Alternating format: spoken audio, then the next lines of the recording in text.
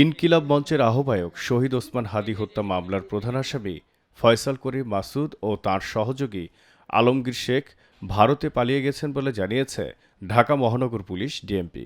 ঘটনার দিনই শুটার ফয়সাল করিম মাসুদ ওরফে দাউদ ওরফে রাহুল এবং তার সহায়তাকারী মোটরসাইকেল চালক মোহাম্মদ আলমগীর শেখকে শনাক্ত করা হয়। তাদের পালাতে সহযোগিতার অভিযোগে ভারতের মেঘালয় রাজ্যে 2 ভারতীয় নাগরিককে গ্রেফতার করেছে মেঘালয় পুলিশ। রোববার ডিএমপির মিডিয়া সেন্টারে আয়োজিত এক সংবাদ সম্মেলনে অতিরিক্ত কমিশনার এস.এন. নজরুল ইসলাম জানান, গ্রেফতার 2 ভারতীয় নাগরিকের নাম পূর্তি ও সামি। হত্যাকাণ্ডটি পূর্ব পরিকল্পিত ছিল বলেও তিনি উল্লেখ করেন। আমরা ইনফরমাল চ্যানেলে মেঘালয় পুলিশের সাথে যোগাযোগ করে যেটি জানতে পেরেছি, তারা ইতোমধ্যে পূর্তি ও স্বামীকে গ্রেফতার করেছে। আমরা সন্দেহ করি আসামিদ্বয় অবৈধ পথে সীমান্ত পাড়ি দিয়েছেন। এই ঘটনার সাথে বিভিন্নভাবে জড়িত থাকার কথা স্বীকার করে গ্রেপ্তারকৃতদের মধ্যে 6 জন স্বীকারোক্তিমূলক জবানবন্দি প্রদান করেছেন এবং 4 জন সাক্ষী তারাও 164 ধারায় সাক্ষ্য প্রদান করেছেন। নজরুল ইসলাম বলেন, ঘটনার পর ফয়সাল ও আলমগীর সিএনজি চালিত অটোরিকশায় আমিনবাজার যান।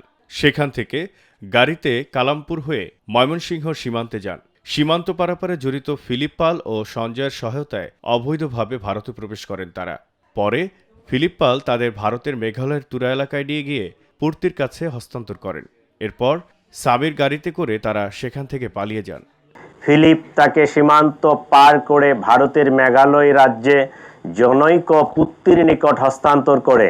পুত্তি এক ট্যাক্সি ড্রাইভার স্বামীর কাছে তাদেরকে হস্তান্তর করে।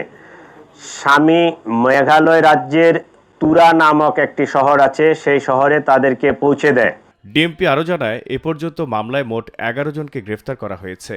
তাদের মধ্যে 6 জন আদালতে 164 ধারা স্বীকারোক্তিমূলক জবানবন্দি দিয়েছেন এবং 4 জন সাক্ষীও আদালতে স্বীকারোক্তি দিয়েছেন। গ্রেপ্তারকৃতদের কাছে পাওয়া তথ্য, সাক্ষীদের জবানবন্দি, উদ্ধারকৃত আলামত পর্যালোচনা ও সার্বিক বিবেচনায় মামলাটির তদন্ত শেষ পর্যায়ে রয়েছে।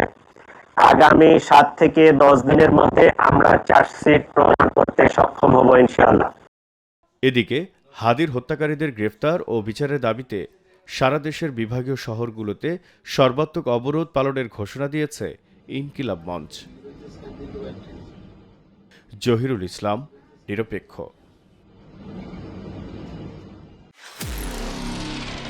নিরপেক্ষ, সত্য প্রকাশে আপোষহীন।